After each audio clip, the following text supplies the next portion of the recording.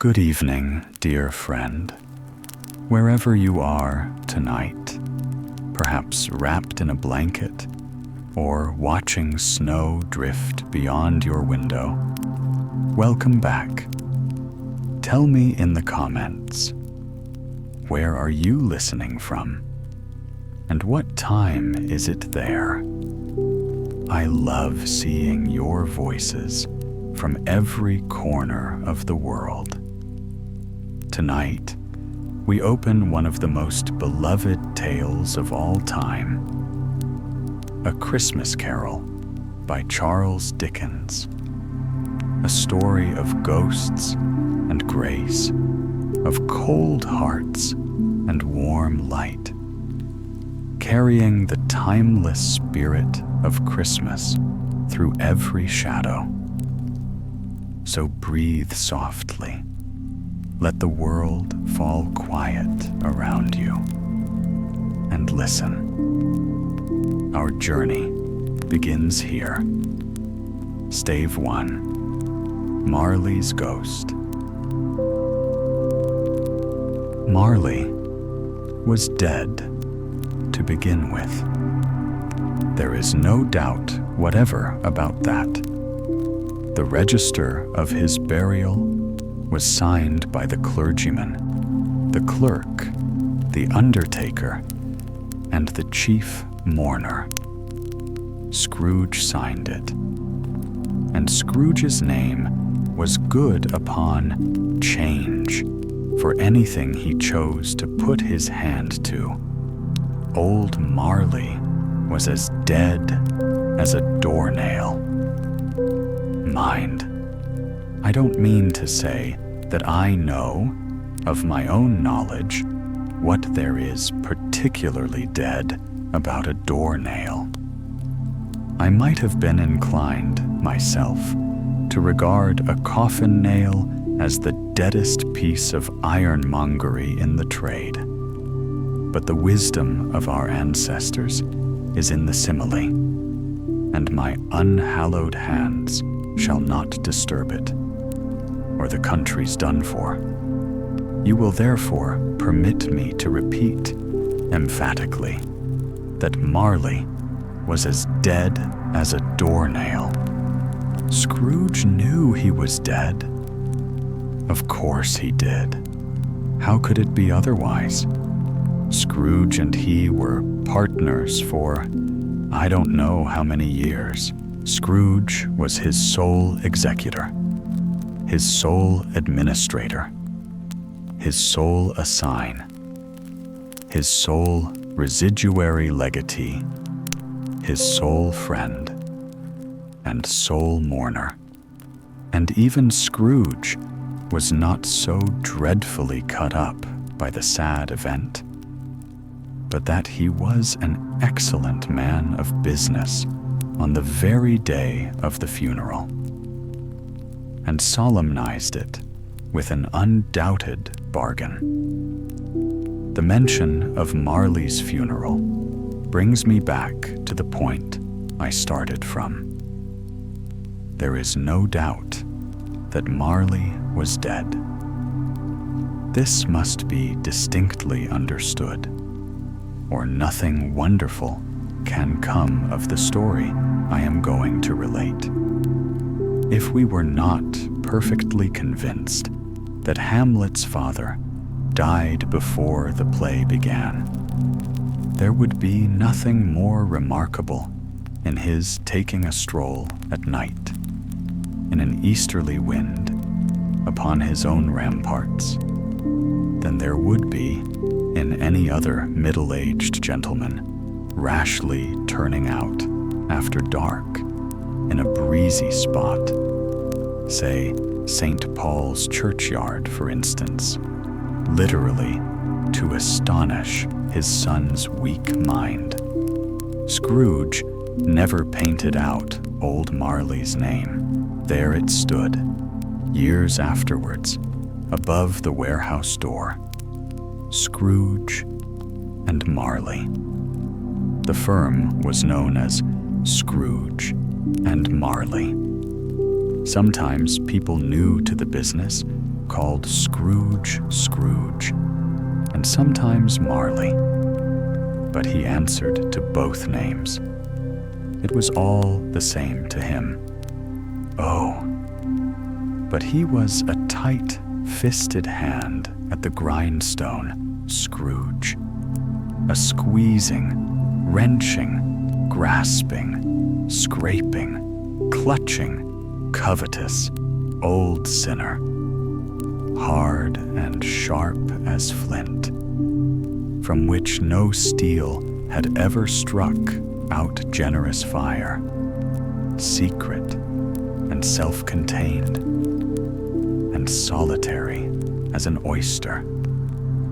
The cold within him froze his old features, nipped his pointed nose, shriveled his cheek, stiffened his gait, made his eyes red, his thin lips blue, and spoke out shrewdly in his grating voice. A frosty rime was on his head and on his eyebrows and his wiry chin. He carried his own low temperature always about with him.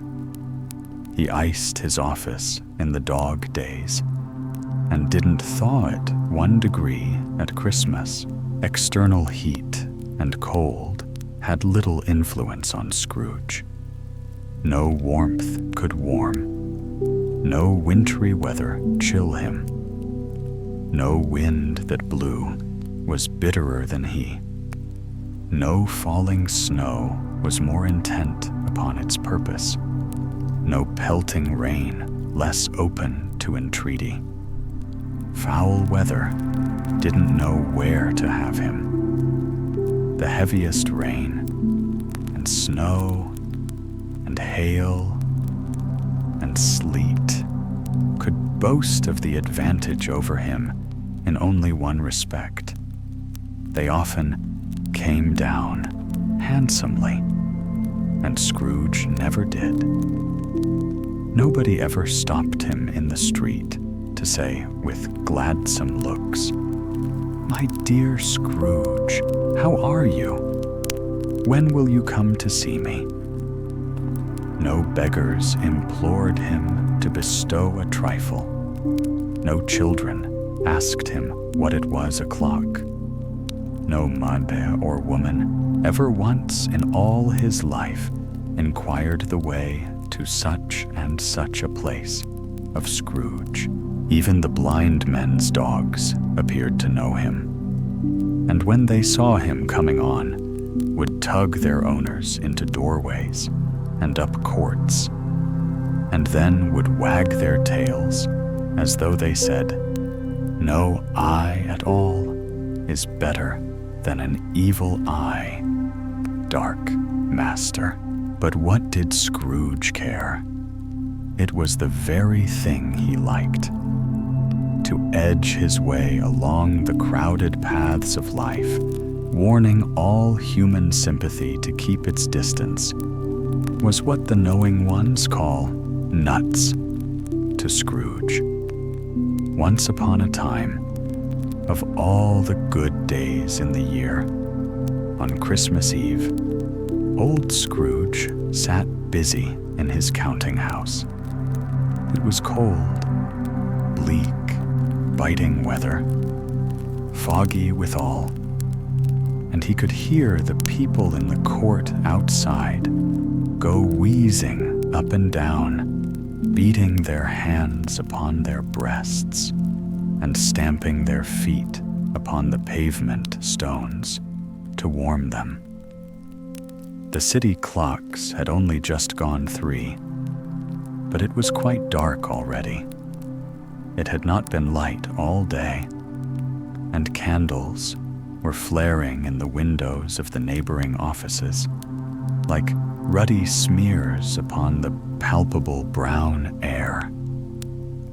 The fog came pouring in at every chink and keyhole, and was so dense without that although the court was of the narrowest, the houses opposite were mere phantoms to see the dingy cloud come drooping down, obscuring everything, one might have thought that nature lived hard by and was brewing on a large scale. The door of Scrooge's counting house was open that he might keep his eye upon his clerk, who, in a dismal little cell beyond, a sort of tank, was copying letters. Scrooge had a very small fire, but the clerk's fire was so very much smaller that it looked like one coal. But he couldn't replenish it, for Scrooge kept the coal box in his own room. And so surely as the clerk came in with the shovel, the master predicted that it would be necessary for them to part. Wherefore, the clerk put on his white comforter and tried to warm himself at the candle, in which effort, not being a man of a strong imagination, he failed. "A Merry Christmas, Uncle! God save you!" cried a cheerful voice. It was the voice of Scrooge's nephew, who came upon him so quickly that this was the first intimation he had of his approach. "Bah!" said Scrooge. "Humbug!" He had so heated himself with rapid walking in the fog and frost, this nephew of Scrooge's, that he was all in a glow. His face was ruddy and handsome. His eyes sparkled and his breath smoked again. "Christmas a humbug, Uncle," said Scrooge's nephew. "You don't mean that, I am sure." "I do," said Scrooge. "Merry Christmas. What right have you to be merry? What reason have you to be merry? You're poor enough." "Come then," returned the nephew gaily. "What right have you to be dismal? What reason have you to be morose? You're rich enough." Scrooge, having no better answer, ready on the spur of the moment, said, "Bah!" again, and followed it up with humbug. "Don't be cross, Uncle," said the nephew. "What else can I be?" returned the uncle, "when I live in such a world of fools as this? Merry Christmas! Out upon Merry Christmas! What's Christmas time to you? But a time for paying bills without money. A time for finding yourself a year older, but not an hour richer. A time for balancing your books and having every item in 'em through a round dozen of months presented dead against you. If I could work my will," said Scrooge indignantly, "every idiot who goes about with Merry Christmas on his lips should be boiled with his own pudding and buried with a stake of holly through his heart. He should." "Uncle," pleaded the nephew. "Nephew," returned the uncle sternly, "keep Christmas in your own way, and let me keep it in mine." "Keep it," repeated Scrooge's nephew, "but you don't keep it." "Let me leave it alone, then," said Scrooge. "Much good may it do you. Much good it has ever done you. There are many things from which I might have derived good, by which I have not profited, I dare say, returned the nephew. Christmas among the rest, but I am sure I have always thought of Christmas time when it has come round, apart from the veneration due to its sacred name and origin, if anything belonging to it can be apart from that, as a good time, a kind, forgiving, charitable, pleasant time, the only time I know of in the long calendar of the year, when men and women seem by one consent to open their shut-up hearts freely, and to think of people below them as if they really were fellow passengers to the grave, and not another race of creature bound on other journeys. And therefore, uncle, though it has never put a scrap of gold or silver in my pocket, I believe that it has done me good, and will do me good. And I say, God bless it. The clerk in the tank involuntarily applauded, becoming immediately sensible of the impropriety. He poked the fire and extinguished the last frail spark forever. "Let me hear another sound from you," said Scrooge, "and you'll keep your Christmas by losing your situation. You're quite a powerful speaker, sir," he added, turning to his nephew. "I wonder you don't go into Parliament. Don't be angry, uncle. Come, dine with us tomorrow." Scrooge said that he would see him. Yes, indeed he did. He went the whole length of the expression, and said that he would see him in that extremity first. "But why?" cried Scrooge's nephew. "Why?" "Why did you get married?" said Scrooge. "Because I fell in love." "Because you fell in love?" growled Scrooge, as if that were the only one thing in the world more ridiculous than a Merry Christmas. "Good afternoon." "Nay, uncle, but you never came to see me before that happened. Why give it as a reason for not coming now?" "Good afternoon," said Scrooge. "I want nothing from you. I ask nothing of you. Why cannot we be friends?" "Good afternoon," said Scrooge. "I am sorry, with all my heart, to find you so resolute. We have never had any quarrel to which I have been a party, but I have made the trial in homage to Christmas, and I'll keep my Christmas humor to the last. So, a Merry Christmas, uncle." "Good afternoon," said Scrooge, "and a Happy New Year." "Good afternoon," said Scrooge.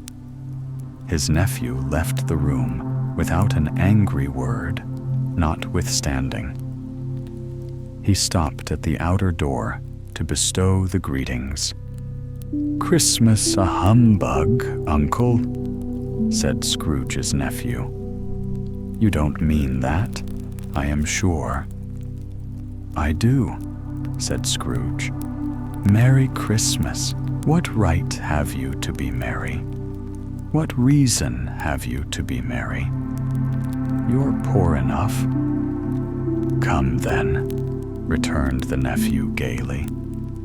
"What right have you to be dismal? What reason have you to be morose? You're rich enough." Scrooge, having no better answer, ready on the spur of the moment, said, "Bah!"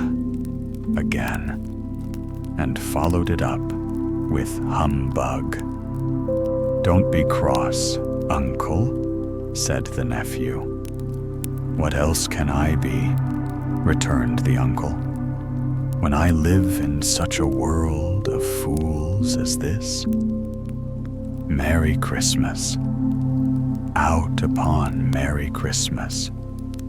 What's Christmas time to you but a time for paying bills without money? A time for finding yourself a year older, but not an hour richer. A time for balancing your books and having every item in them through a round dozen of months presented dead against you? If I could work my will," said Scrooge indignantly, "every idiot who goes about with Merry Christmas on his lips should be boiled with his own pudding and buried with a stake of holly through his heart. He should." "Uncle," pleaded the nephew. "Nephew," returned the uncle sternly, "keep Christmas in your own way and let me keep it in mine."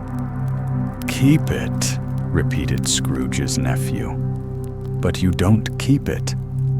"Let me leave it alone, then," said Scrooge. "Much good may it do you. Much good it has ever done you. There are many things from which I might have derived good, by which I have not profited, I dare say," returned the nephew. "Christmas among the rest, but I am sure I have always thought of Christmas time when it has come round, apart from the veneration due to its sacred name and origin. If anything belonging to it can be apart from that, as a good time, a kind, forgiving, charitable, pleasant time, the only time I know of in the long calendar of the year, when men and women seem by one consent to open their shut-up hearts freely, and to think of people below them as if they really were fellow passengers to the grave, and not another race of creatures bound on other journeys. And therefore, uncle, though it has never put a scrap of gold or silver in my pocket, I believe that it has done me good, and will do me good, and I say, God bless it." The clerk in the tank involuntarily applauded. Becoming immediately sensible of the impropriety, he poked the fire and extinguished the last frail spark forever. "Let me hear another sound from you," said Scrooge, "and you'll keep your Christmas by losing your situation. You're quite a powerful speaker, sir," he added, turning to his nephew. "I wonder you don't go into Parliament." "Don't be angry, uncle. Come, dine with us tomorrow." Scrooge said that he would see him. Yes, indeed he did. He went the whole length of the expression, and said that he would see him in that extremity first. "But why?" cried Scrooge's nephew. "Why?" "Why did you get married?" said Scrooge. "Because I fell in love." "Because you fell in love," growled Scrooge, as if that were the only one thing in the world more ridiculous than a Merry Christmas. "Good afternoon." "Nay, uncle, but you never came to see me before that happened. Why give it as a reason for not coming now?" "Good afternoon," said Scrooge. "I want nothing from you. I ask nothing of you. Why cannot we be friends?" "Good afternoon," said Scrooge. "I am sorry with all my heart to find you so resolute. We have never had any quarrel to which I have been a party, but I have made the trial in homage to Christmas, and I'll keep my Christmas humor to the last. So a Merry Christmas, Uncle." "Good afternoon," said Scrooge, "and a Happy New Year." "Good afternoon," said Scrooge. His nephew left the room without an angry word, notwithstanding. He stopped at the outer door to bestow the greetings of the season on the clerk, who, cold as he was warmer than Scrooge, for he returned them cordially. "There's another fellow," muttered Scrooge, who overheard him. "My clerk, with 15 shillings a week, and a wife and family, talking about a Merry Christmas. I'll retire to Bedlam." This lunatic, in letting Scrooge's nephew out, had let 2 other people in. They were portly gentlemen, pleasant to behold, and now stood, with their hats off, in Scrooge's office. They had books and papers in their hands, and bowed to him. "Scrooge and Marley's, I believe," said one of the gentlemen, referring to his list. "Have I the pleasure of addressing Mr. Scrooge or Mr. Marley?" "Mr. Marley has been dead these 7 years," Scrooge replied. "He died 7 years ago, this very night. We have no doubt his liberality is well represented by his surviving partner," said the gentleman, presenting his credentials.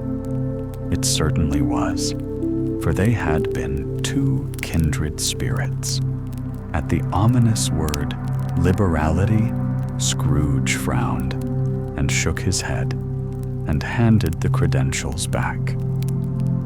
"At this festive season of the year, Mr. Scrooge," said the gentleman, taking up a pen, "it is more than usually desirable that we should make some slight provision for the poor and destitute who suffer greatly at the present time. Many thousands are in want of common necessaries. Hundreds of thousands are in want of common comforts, sir." "Are there no prisons?" asked Scrooge. "Plenty of prisons," said the gentleman, laying down the pen again. "And the union workhouses?" demanded Scrooge. "Are they still in operation?" "They are." "Still," returned the gentleman, "I wish I could say they were not." "The treadmill and the poor law are in full vigor then," said Scrooge. "Both very busy, sir." "Oh, I was afraid, from what you said at first, that something had occurred to stop them in their useful course," said Scrooge. "I'm very glad to hear it. Under the impression that they scarcely furnish Christian cheer of mind or body to the multitude," returned the gentleman. "A few of us are endeavoring to raise a fund to buy the poor some meat and drink and means of warmth. We choose this time because it is a time of all others when want is keenly felt and abundance rejoices. What shall I put you down for?" Nothing, Scrooge replied. You wish to be anonymous? I wish to be left alone, said Scrooge. Since you ask me what I wish, gentlemen, that is my answer. I don't make merry myself at Christmas, and I can't afford to make idle people merry.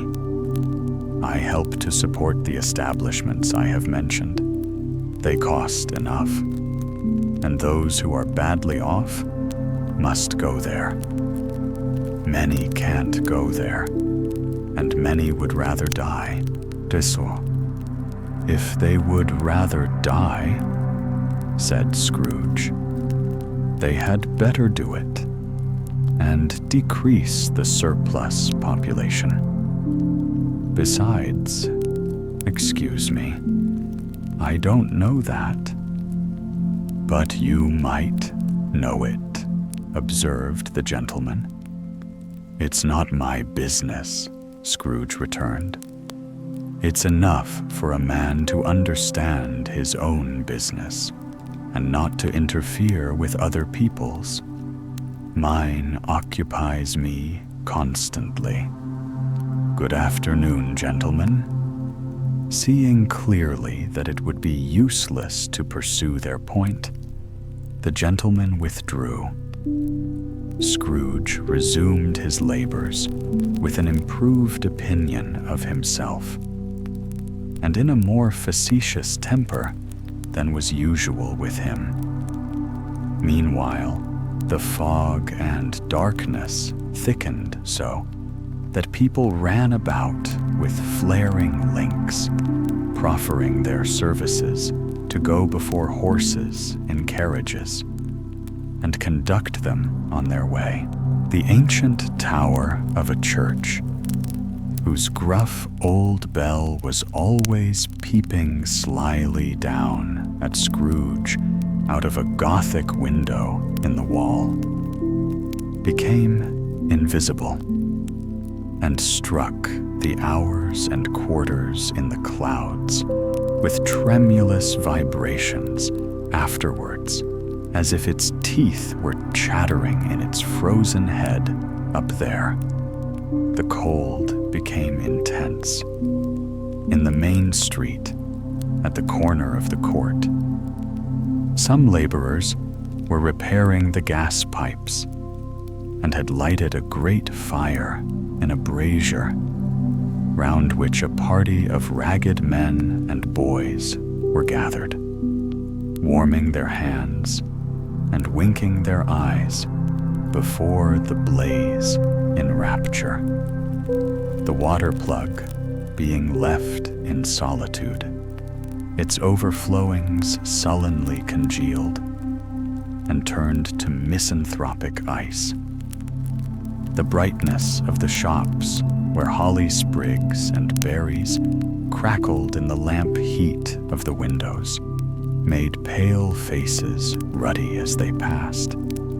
Poulterers' and grocers' trades became a splendid joke, a glorious pageant, with which it was next to impossible to believe that such dull principles as bargain and sale had anything to do.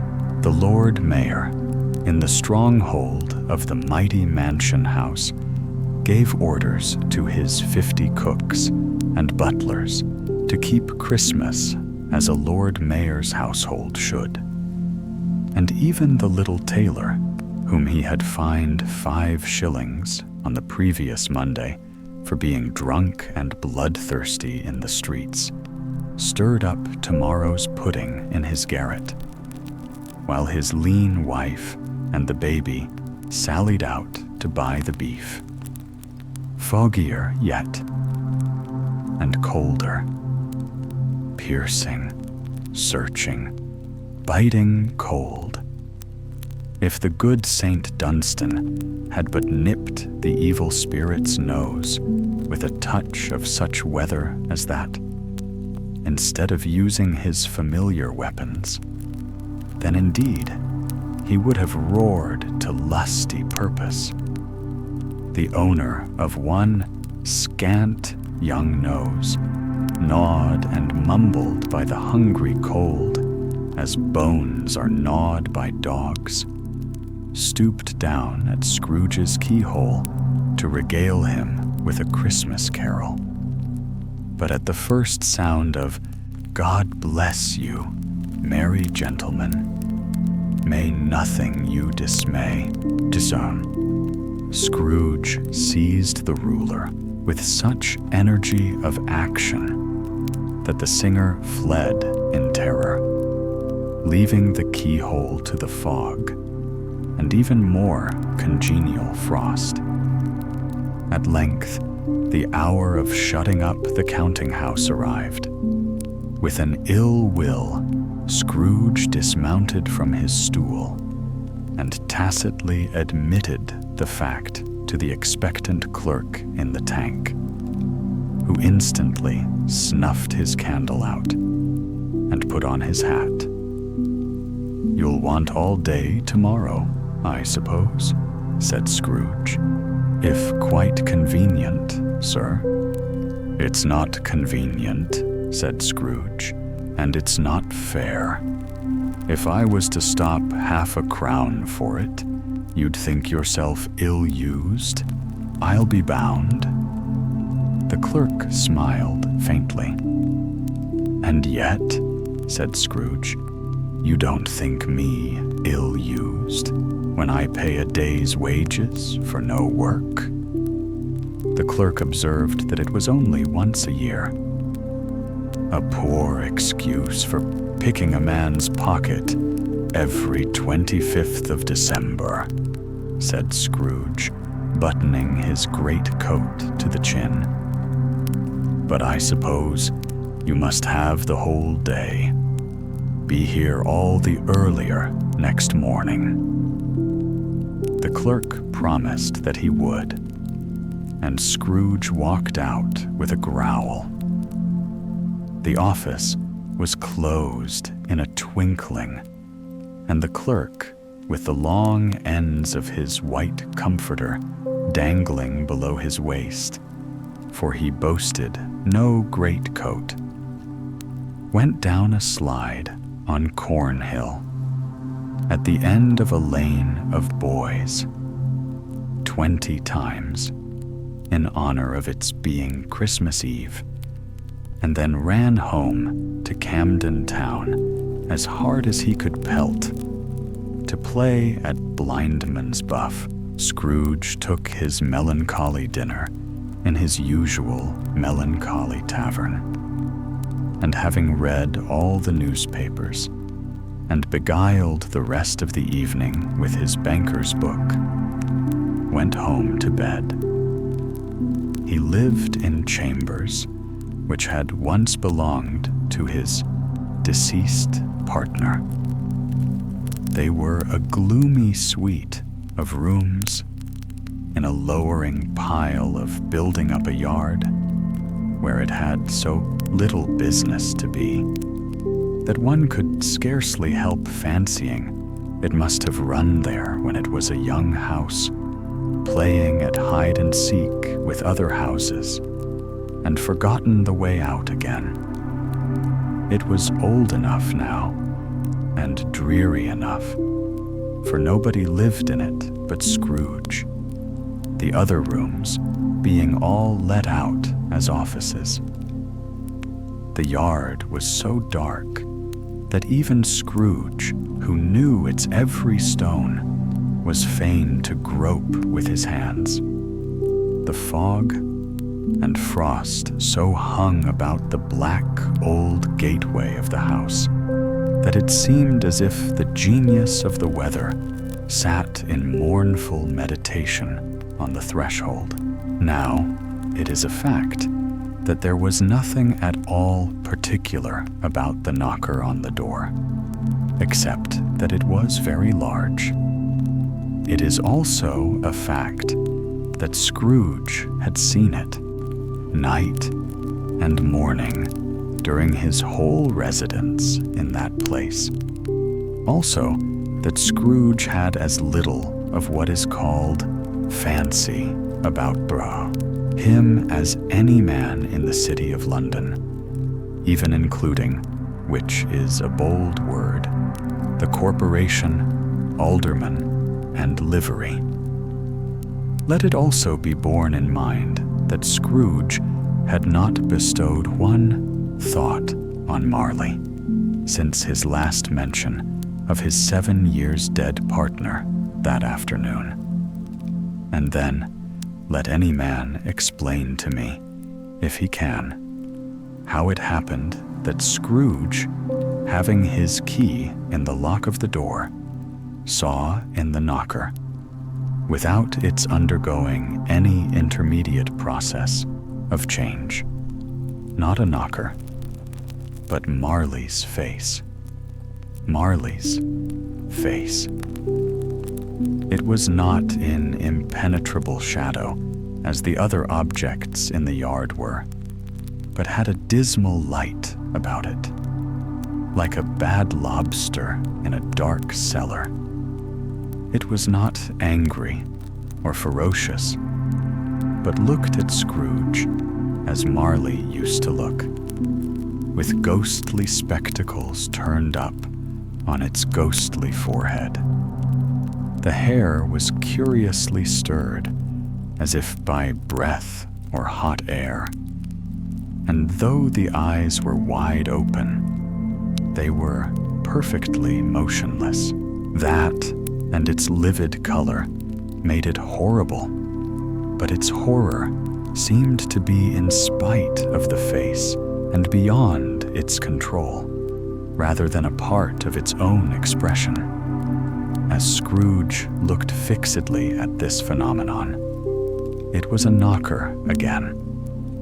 To say that he was not startled, or that his blood was not conscious of a terrible sensation to which it had been a stranger from infancy, would be untrue.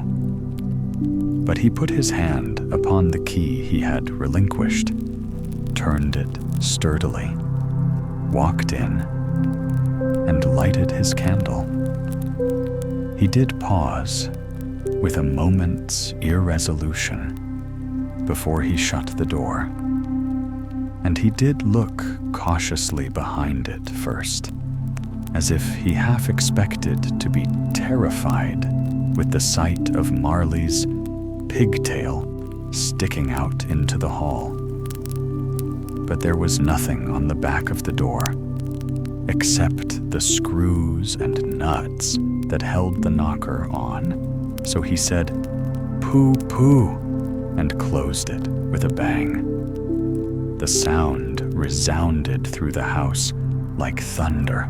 Every room above, and every cask in the wine merchant's cellars below, appeared to have a separate peal of echoes of its own. Scrooge was not a man to be frightened by echoes. He fastened the door and walked across the hall and up the stairs, slowly too, trimming his candle as he went. You may talk vaguely about driving a coach and six up a good old flight of stairs, or through a bad young Act of Parliament. But I mean to say, you might have got a hearse up that staircase and taken it broadwise, with the splinter bar towards the wall and the door towards the balustrades, and done it easy. There was plenty of width for that, and room to spare, which is perhaps the reason why Scrooge thought he saw a locomotive hearse going on before him in the gloom. Half a dozen gas lamps out of the street wouldn't have lighted the entry too well, so you may suppose that it was pretty dark with Scrooge's dip. Up Scrooge went, not caring a button for that. Darkness is cheap, and Scrooge liked it. But before he shut his heavy door, he walked through his rooms to see that all was right. he had just enough recollection of the face to desire to do that. Sitting room, bedroom, lumber room, all as they should be. Nobody under the table, nobody under the sofa. A small fire in the grate, spoon and basin ready, and the little saucepan of gruel. Scrooge had a cold in his head. Upon the hob. Nobody under the bed, nobody in the closet, nobody in his dressing gown, which was hanging up in a suspicious attitude against the wall. Lumber room, as usual. Old fire guard, old shoes, 2 fish baskets, washing stand on 3 legs, and a poker. Quite satisfied, he closed his door and locked himself in, double-locked himself in, which was not his custom. Thus secured against surprise, he took off his cravat, put on his dressing gown and slippers and his nightcap, and sat down before the fire to take his gruel. It was a very low fire indeed. Nothing on such a bitter night. He was obliged to sit close to it and brood over it before he could extract the least sensation of warmth from such a handful of fuel. The fireplace was an old one, built by some Dutch merchant long ago, and paved all round with quaint Dutch tiles, designed to illustrate the scriptures. There were Cains and Abels, Pharaoh's daughters, queens of Sheba, angelic messengers descending through the air on clouds like feather beds, Abrahams, Belshazzars, apostles putting off to sea in butter boats, hundreds of figures to attract his thoughts. And yet, that face of Marley, 7 years dead, came like the ancient prophet's rod and swallowed up the whole. If each smooth tile had been a blank at first, with power to shape some picture on its surface from the disjointed fragments of his thoughts, there would have been a copy of old Marley's head on everyone. "Humbug," said Scrooge, and walked across the room. After several turns, he sat down again. As he threw his head back in the chair, his glance happened to rest upon a bell, a disused bell, that hung in the room, and communicated for some purpose now forgotten with a chamber in the highest story of the building. It was with great astonishment, and with a strange, inexplicable dread, that as he looked, he saw this bell begin to swing. It swung so softly in the outset that it scarcely made a sound. But soon it rang out loudly, and so did every bell in the house. This might have lasted half a minute, or a minute, but it seemed an hour. The bells ceased as they had begun, together. They were succeeded by a clanking noise deep down below, as if some person were dragging a heavy chain over the casks in the wine merchant's cellar. Scrooge then remembered to have heard that ghosts in haunted houses were described as dragging chains.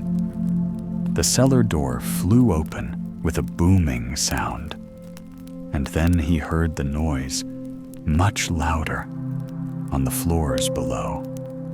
then coming up the stairs, then coming straight towards his door. "It's humbug still," said Scrooge. "I won't believe it." His color changed, though, when, without a pause, it came on through the heavy door and passed into the room before his eyes. Upon its coming in, the dying flame leaped up as though it cried, "I know him, Marley's ghost," and fell again. The same face, the very same. Marley in his pigtail, usual waistcoat, tights, and boots, the tassels on the latter bristling like his pigtail, and his coat skirts, and the hair upon his head. The chain he drew was clasped about his middle.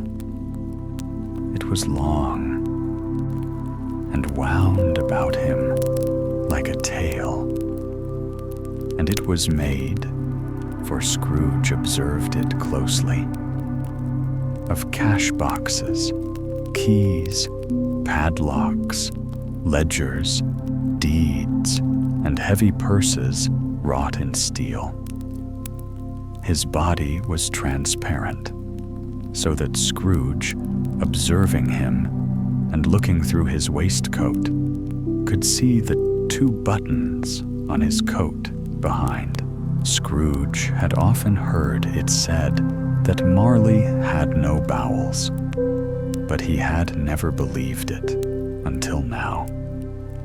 No, nor did he believe it even now, though he looked the phantom through and through, and saw it standing before him, though he felt the chilling influence of its death-cold eyes, and marked the very texture of the folded kerchief bound about its head and chin, which wrapper he had not observed before.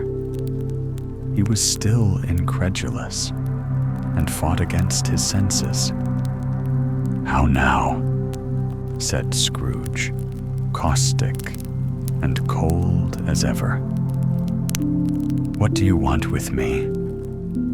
"Much." Marley's voice, no doubt about it. "Who are you?" "Ask me who I was." "Who were you then?" said Scrooge, raising his voice. "You're particular, for a shade." He was going to say, "to a shade," but substituted this as more appropriate. "In life, I was your partner, Jacob Marley. Can you sit down?" asked Scrooge, looking doubtfully at him. "I can." "Do it then, sir." Scrooge asked the question because he didn't know whether a ghost so transparent might find himself in a condition to take a chair, and felt that in the event of its being impossible, it might involve the necessity of an embarrassing explanation. But the ghost sat down on the opposite side of the fireplace, as if he were quite used to it. "You don't believe in me," observed the ghost. "I don't," said Scrooge. "What evidence would you have of my reality beyond that of your senses?" "I don't know," said Scrooge. "Why do you doubt your senses?" "Because," said Scrooge, "a little thing affects them. A slight disorder of the stomach makes them cheats. You may be an undigested bit of beef, a blot of mustard, a crumb of cheese, a fragment of an underdone potato.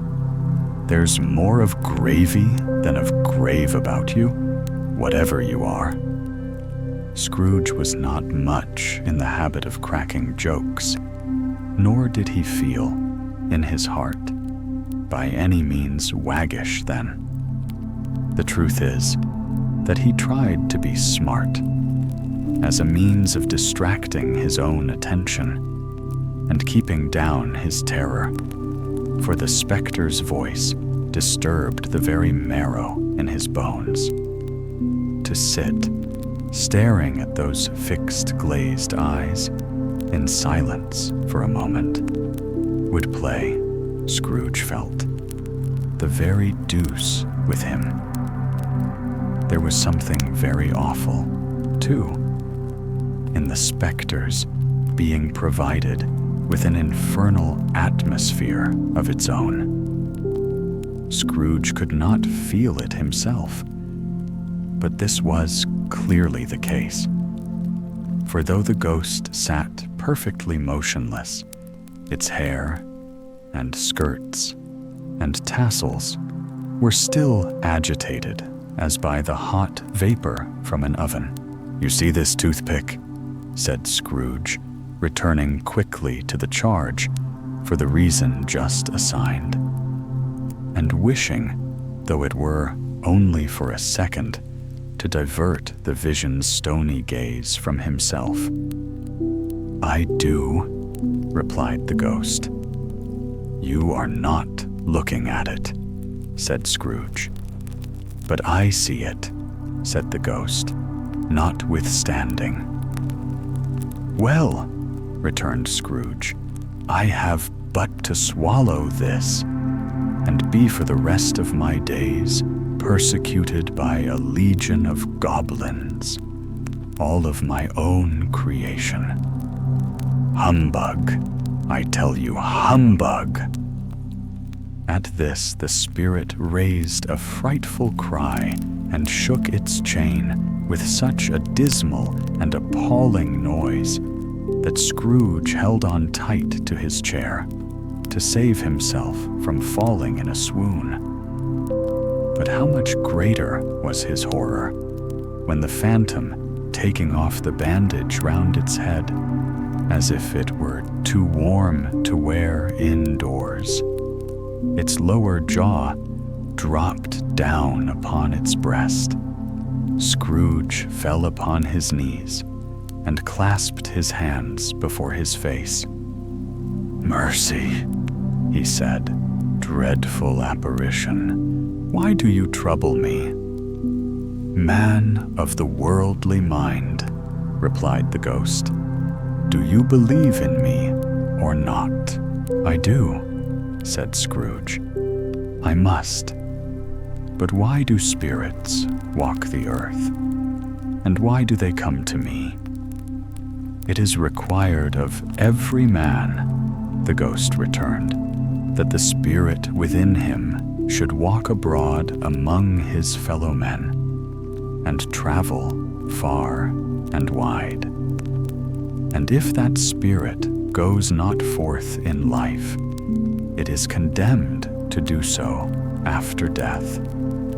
It is doomed to wander through the world. Oh, woe is me! And witness what it cannot share, but might have shared on earth, and turned to happiness." Again the spectre raised a cry, and shook its chain, and wrung its shadowy hands. "You are fettered," said Scrooge, trembling. "Tell me why." "I wear the chain I forged in life," replied the ghost. "I made it link by link and yard by yard. I girded it on of my own free will, and of my own free will I wore it. Is its pattern strange to you?" Scrooge trembled more and more. "Or would you know," pursued the ghost, "the weight and length of the strong coil you bear yourself? It was full, as heavy, and as long as this, 7 Christmas Eves ago. You have labored on it since. It is a ponderous chain. Scrooge glanced about him on the floor, in the expectation of finding himself surrounded by some 50 or 60 fathoms of iron cable. But he could see nothing. "Jacob," he said, imploringly. "Old Jacob Marley, tell me more. Speak comfort to me, Jacob." "I have none to give," the ghost replied. "It comes from other regions, Ebenezer Scrooge, and is conveyed by other ministers to other kinds of men. Nor can I tell you what I would. A very little more is all permitted to me. I cannot rest, I cannot stay, I cannot linger anywhere. My spirit never walked beyond our counting house.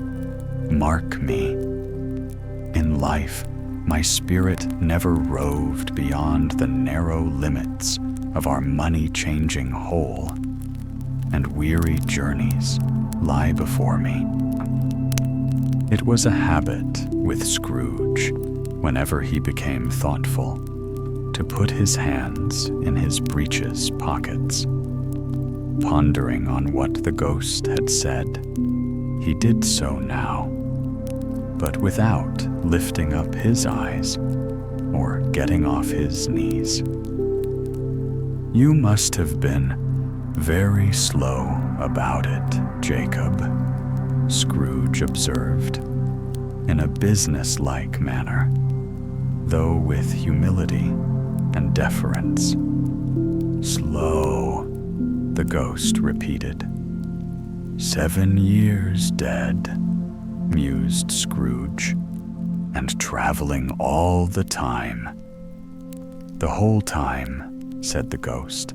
"No rest, no peace, incessant torture of remorse." "You travel fast?" said Scrooge. "On the wings of the wind," replied the ghost. "You might have got over a great quantity of ground in 7 years," said Scrooge.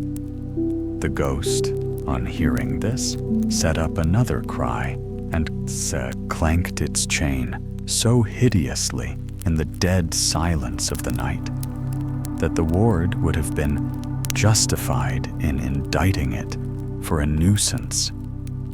"Oh, captive, bound, and double-ironed," cried the phantom, "not to know that ages of incessant labor by immortal creatures for this earth must pass into eternity before the good of which it is susceptible is all developed.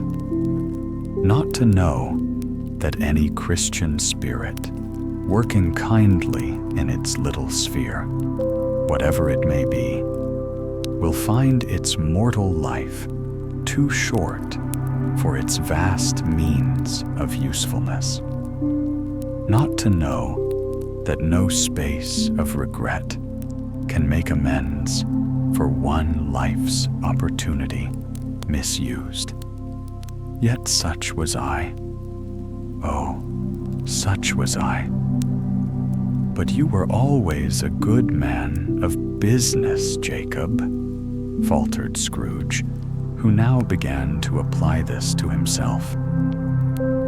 "Business," cried the ghost, wringing its hands again. "Mankind was my business. The common welfare was my business. Charity, mercy, forbearance, and benevolence were all my business. The dealings of my trade were but a drop of water in the comprehensive ocean of my business. It held up its chain at arm's length as if that were the cause of all its unavailing grief, and flung it heavily upon the ground again. "At this time of the rolling year," the spectre said, "I suffer most. Why did I walk through crowds of fellow beings with my eyes turned down, and never raise them to that blessed star which led the wise men to a poor abode? Were there no poor homes to which its light would have conducted me?" Scrooge was very much dismayed to hear the spectre going on at this rate, and began to quake exceedingly. "Hear me," cried the ghost. "My time is nearly gone." "I will," said Scrooge, "but don't be hard upon me. Don't be flowery, Jacob. Pray. How it is that I appear before you in a shape that you can see, I may not tell. I have sat invisible beside you many and many a day. It was not an agreeable idea." Scrooge shivered and wiped the perspiration from his brow. "That is no light part of my penance," pursued the ghost. "I am here tonight to warn you that you have yet a chance and hope of escaping my fate. A chance and hope of my procuring Ebenezer. You were always a good friend to me," said Scrooge. "Thank ye." "You will be haunted," resumed the ghost, "by 3 spirits." Scrooge's countenance fell almost as low as the ghost's had done. "Is that the chance and hope you mentioned, Jacob?" he demanded in a faltering voice. "It is." I think I'd rather not," said Scrooge. "Without their visits," said the ghost, "you cannot hope to shun the path I tread. Expect the first tomorrow, when the bell tolls 1. Couldn't I take 'em all at once and have it over, Jacob?" hinted Scrooge. "Expect the second on the next night at the same hour, the third upon the next night, when the last stroke of 12 has ceased to vibrate. Look to see me no more, and look that, for your own sake, you remember what has passed between us." When it had said these words, the spectre took its wrapper from the table and bound it round its head as before. Scrooge knew this by the smart sound its teeth made when the jaws were brought together by the bandage. He ventured to raise his eyes again and found his supernatural visitor confronting him in an erect attitude, with its chain wound over and about its arm. The apparition walked backward from him, and at every step it took, the window raised itself a little, so that when the spectre reached it, it was wide open. It beckoned Scrooge to approach, which he did. When they were within 2 paces of each other, Marley's ghost held up its hand, warning him to come no nearer.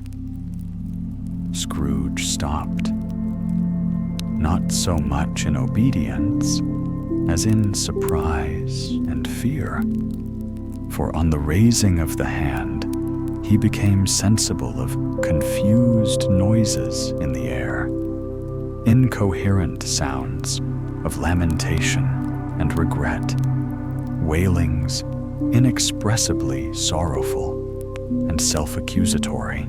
The spectre, after listening for a moment, joined in the mournful dirge and floated out upon the bleak, dark night. Scrooge followed to the window, desperate in his curiosity. He looked out. The air was filled with phantoms, wandering hither and thither in restless haste, and moaning as they went. Every one of them wore chains like Marley's ghost. Some few, they might be guilty governments, were linked together. None were free. Many had been personally known to Scrooge in their lives. He had been quite familiar with one old ghost in a white waistcoat with a monstrous iron safe attached to its ankle, who cried piteously at being unable to assist a wretched woman with an infant, whom it saw below upon a doorstep. The misery with them all was, clearly, that they sought to interfere for good in human matters, and had lost the power forever. Whether these creatures faded into mist, or mist enshrouded them, he could not tell, but they and their spirit voices faded together, and the night became as it had been when he walked home. Scrooge closed the window and examined the door by which the ghost had entered. It was double-locked, as he had locked it with his own hands, and the bolts were undisturbed.